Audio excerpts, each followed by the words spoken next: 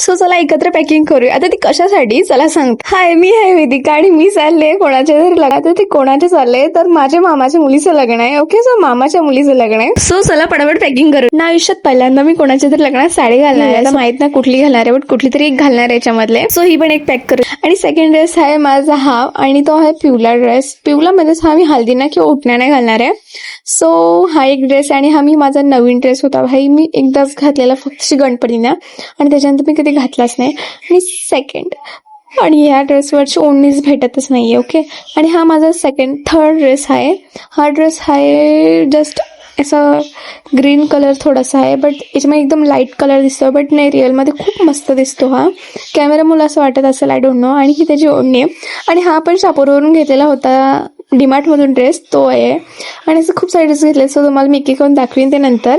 आणि हा एक मी हेअर क्लिप घेतला, नवीन घेतला. आणि कानातले पण खूप सुंदर आहेत, बट मी कशावर घालू हे माहीत नाही मला.